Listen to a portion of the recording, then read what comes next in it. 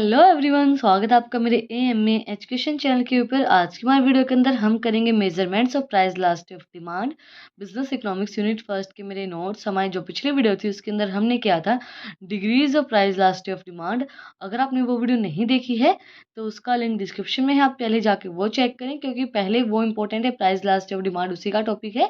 Then आज की video के अंदर हम measurements of price elasticity of demand करेंगे। वीडियो को स्टार्ट करने से पहले अगर आप चैनल पे नए हैं तो सबसे पहले चैनल को जाकर सब्सक्राइब करें, बेल आइकन प्रेस करें फॉर न्यू अपडेट्स। तो आज की हमारे वीडियो के अंदर हम करते हैं measurements of price elasticity of demand. Whether price elasticity of demand is unitary, greater than unitary and less than unitary is known by its measurement. Elastic, greater than unitary elastic, less than unitary elastic is known then measurements. जो हमने unitary elastic and greater than unitary elastic and less than unitary elastic हमारी पिछली video के अंदर हमने पूरा cover किया है, तो आप पहले उसको जाके चेक किए। मैंने इसलिए बोला था कि आप पहले उसको जाके देखें, उसके बाद इस वीडियो के ऊपर आना। Elastic, greater than unitary elastic and less than unitary elastic, उसी को हम क्या बोलते हैं, measurement. There are the 5 methods of measuring price elasticity of demand. 5 method ऐसे हैं जो इनको जिनके थ्रू हम प्राइस इलास्टिसिटी ऑफ डिमांड को मेजर कर सकते हैं। फर्स्ट हमारा total expenditure method, proportionate method, point elasticity of method, graphic method जिसको हम बोलते हैं, arc elasticity of method and revenue method. First हमारा total expenditure method. Total expenditure methods of measuring elasticity of demand was evolved by the Marshalls, doctor Marshalls. According to this methods, in order to measure the elasticity of demand, it is essentials to knows how much and in what directions the total expenditure has changed as a result of change in the price of goods. Total expenditure method क्या करते हैं, major करते हैं elasticity of demand को। इस according to this method, measures of elasticity of demand is essential to know how much and in what directions the total expenditure has changed। इसके अंदर हम देखते हैं कि कितनी हमारी एसेंशियल है डिमांड एंड कितनी डायरेक्शन के अंदर जो हमारे टोटल एक्सपेंडिचर वो चेंज होते हैं as a result to change in price. हमारी प्राइस के चेंज होने से हमारी जो इलास्टिसिटी ऑफ डिमांड है वो कितनी चेंज होती है, उस वो चीज़ हम इसके अंदर मेजर करते हैं। Elasticity of demand is unity when due to rise or fall in the price of goods, total expenditures remain unchanged।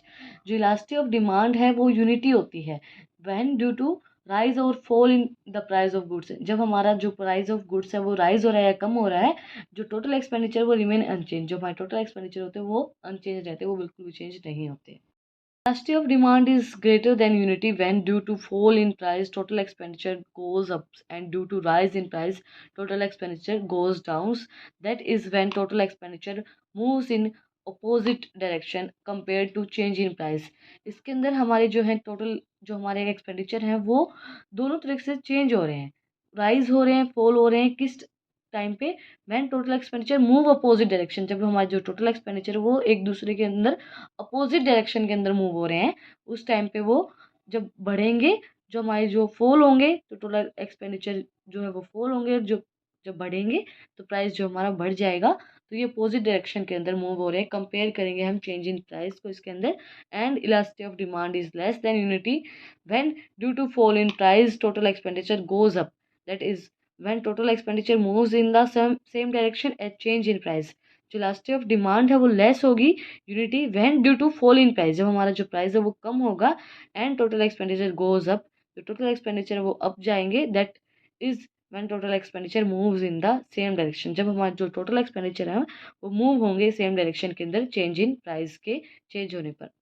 Method हमारा प्रोपोर्शनेट और percentage method. The second method of measuring price elasticity of demand is called proportionate और percentage change method. As per this method, proportionate change in demand is divided by proportionate change in price. Is its formula is as under. Proportionate change और percentage change in methods हम किस तरीके से निकाल सकते हैं। जो हमारा प्रोपोर्शनेट चेंज आएगा डिमांड फॉर गुड्स एक्स, उसको हम डिवाइड करेंगे proportionate change in price of goods x. जो है डिमांड को जो चेंज आएगा उसको हम प्राइस का जो चेंज आएगा उससे डिवाइड करेंगे, तो हमारी क्या होगी, इलास्टिसिटी ऑफ डिमांड निकल आएगी। फॉर्मूला हमारा क्या होगा, ED equals to minus change in quantity demanded divide by until demand divide by change in price divide by until price. यही हमारा फॉर्मूला है। चेंज जो आएगा क्वांटिटी के अंदर डिवाइड बाय जो हमारा क्वांटिटी है and divide by change in price divide bye जो हमारा प्राइस है वो, उसको हम निकाल लेंगे। फॉर्मूला हमारा क्या बनेगा, प्राइस का price divide by quantity multiply by change in quantity divide by change in price. Third method हमारा point elasticity method. Point elasticity refers to price elasticity of demand at any point on demand curves according to Leaf, which elasticity compute at a single point on the curve for an infinitely small change in price is point elasticity. इसके अंदर क्या है, single point of curve change होगा, infinitely small change in price, price के small change से हमारा जो curve है वो पूरा चेंज हो जाएगा। ये हमारे शो किया गया है इस फिगर के अंदर। हमने प्राइस के अंदर सिंगल छोटा सा चेंज किया है, चेंज इन प्राइस जो हमारा पी से P1 तक लेके आए हैं, तो हमारी जो क्वांटिटी डिमांडेड है वो ज़्यादा हो जाएगी, क्यू से Q1 आ जाएगी। इसी के अंदर बोला गया है linear demand curve, a figure MN is a straight line demand curve. जो हमारा फिगर MN है वो स्ट्रेट लाइन डिमांड कर्व है। एट ए पॉइंट ए और of this demand curve elasticity of demand will be A N divide by A M.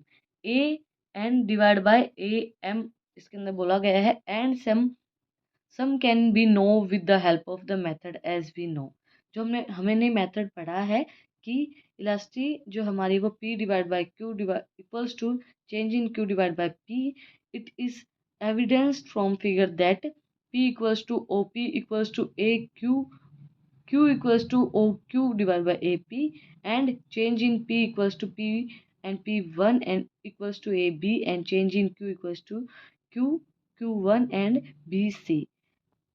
ED equals to AQ divided by AP multiplied by BC divided by AB। ये हमारी first equation है। Since angle ABC and angle AQN are similar triangles, so that ratio of their sides will also be equation. First, BC divided by AB equals to QN divided by AN. By putting QN divided by AQ in place of BC divided by AB in equation first, we have ED equals to AQ divided by AP multiplied by QN divided by AQ equals to QN divided by AP equals to OQ.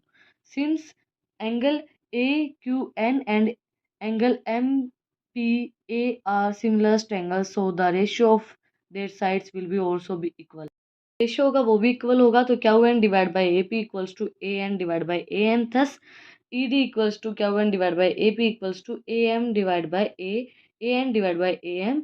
Lower proportionate of demand curves divide by upper proportionate of demand curve. Second हमारा point है non linear demand curve. When demand curves is non linear, to know the elasticity of demand at any point located on its tangent is so then drawn as touch these points. Consequently, these points will be divided the tangent into two parts. Lower segments of the tangent is then divided by the upper segment. The resultant dividend will be indicate price elasticity of demand. देखो इसके अंदर बोला गया है कि एक हम tangent draw करेंगे। टेंजेंट को जो बीच का जो पॉइंट होगा, पॉइंट P या कोई भी पॉइंट है, वो जो पॉइंट है वो क्या डिवाइड करेगा, लोअर सेगमेंट जो है टेंजेंट की वो डिवाइड करेगी अपर सेगमेंट को, जैसा इस फिगर के अंदर शो किया गया है कि एम एन जो है उसको डिवाइड क्या कर रहा है, पॉइंट P कर रहा है। टेंजेंट हमने कहीं भी ड्रॉ कर रखी है इस पॉइंट के अंदर। एंड जो ये फिगर है elasticity of demand at point P on demand का D D is calculated firstly of all we draw a tangent. सबसे पहले हमने एक टेंजेंट ड्रॉ की है M और N, and on point P point के ऊपर ऑफ द डिमांड कर्व के अंदर, and at point P demand curve and tangent MN coincides and their slopes is equal. जो स्लोप है उनका इनका इक्वल होगा, एंड जो consequently at point P elasticity of demand equals is, जो हमारी इलास्टिसिटी ऑफ डिमांड है वो किसके इक्वल होगी, PN डिवाइड बाय PM की। फोर्थ मेथड हमारा arc elasticity of demand. Arc elasticity of demand के अंदर क्या होगा, इसके अंदर in figure price elasticity of demand at point A, जो हमारे price elasticity of demand at point A के क्या है, on demand curve D is to be measured due to change in price. Two situations that arise are shown by point B and C. And point B, the price falls from intellectually price OP to OP1।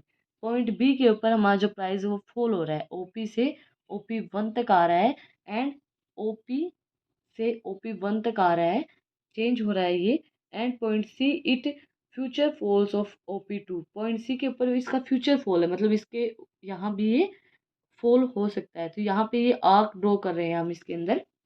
In this obvious that is proportionate methods, two different price elasticity of demand may be computed at a point A. One will related to point B and other to be point C. Under the circumstances, arc method of measuring price elasticity of demand is most appropriate. The stretch between the 2 points A and C on demand curve DD is called arc as shown in the figure. Price elasticity of demand of an arc is called arc elasticity of demand. जो DD है उसके अंदर जो point C है वो arc को show कर रहा है, A और C जो है वो आर्क को शो कर रहे हैं, आर्क इलास्टिसिटी जिसको हम बोलते हैं. And according to Westerns, arc elasticity is elasticity at mid point of an arc of है डिमांड का. जो डिमांड का है उसका जो मिड पॉइंट होता है उसको बोलते हैं हम arc elasticity. And in the words of Lipwich, when the elasticity is computed between two separate points on a demand curve, the concept is called arc elasticity. जब जो हमारी इलास्टिसिटी है वो दो पॉइंट्स के बीच में कंप्यूट की जाए तो उसको बोलते हैं हम arc elasticity. Arc elasticity of demand is calculated with the help of following formula. PD equals to minus change in Q divided by 1 by 2 Q1 plus Q divided by change in P divided by 1 by 2 and bracket P1 plus P and equals to minus change in Q divided by 1 by 2 change and Q1 plus Q and multiply by 1 by 2 divided by P1 plus P and divided by change in P. और में हमारा formula क्या है? E D equals to minus Q one by two Q one plus Q multiply by 1/2 price 1 plus P and divide by price 1 minus P equals to minus Q1 minus Q divide by Q1 plus Q multiply by P1 plus P divide by P1 minus P. Here Q equals to intellectual demand, Q1 equals to new demand, P equals to intellectual price, P1 equals to new price. Fifth and last method हमारा revenue method. Fifth method of calculating price elasticity of demand is called revenue method. Sales proceed that a firm obtained by selling its products is called its revenue. जो हमने cell की है एक firm की और selling it's product से obtain हुई है, हमें जो प्रोडक्ट से जो सेल से जो हमें मिला है, जो हमने पैसे मिले हैं किसी चीज़ को सेल करने में, उसको बोलते हैं हम रेवेन्यू. मेथड को हम किस तरीके से कैलकुलेट करेंगे? E D equals to lower proportionate divide by upper proportionate और P B divide by P A. And जो हमारा एंगल पी बी एम है वो इक्वल होगा पी ई ए के.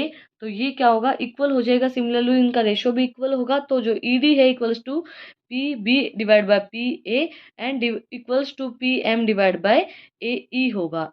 जो हमारा angle A E T and angle T P L है आर कॉन्ग्रुएंट ट्रायंगल्स हैं ये. So P L equals to A E by putting P L is in place of A E in equation 1. Equation 1 के अंदर इनको हम put करेंगे तो E D equals to P M divide by P L आ जाएगा, because P L equals to P M minus L M. Hence E D equals to P M divide by P M minus L M. Hence P M equals to A R and L M equals to A M R. And so E D equals to P M divide by P M L minus L M and equals to A R divide by A R minus M R. इसी के साथ हमारा measurement of price elasticity of demand का topic complete हो गया है. अगर आपको इन नोट्स की पीडीएफ चाहिए तो टेलीग्राम चैनल का लिंक डिस्क्रिप्शन में है, आप उसको भी जाके सब्सक्राइब करें ताकि आपको सारी जो नोटिफिकेशन है, जो भी आपको पीडीएफ चाहिए तो वो अवेलेबल हो जाए. और अगर आपको आज की वीडियो पसंद आई तो आप लोगों को पता ही क्या करना है, कमेंट सेक्शन में जो बताना है कि आपको वीडियो कैसी लगी. कोई भी डाउट है तो वो भी आप लोग कमेंट सेक्शन में मुझसे पूछ सकते हैं. फिर मिलते हैं एक नए वीडियो के साथ, एक नए टॉपिक के साथ. Thank you for watching my video.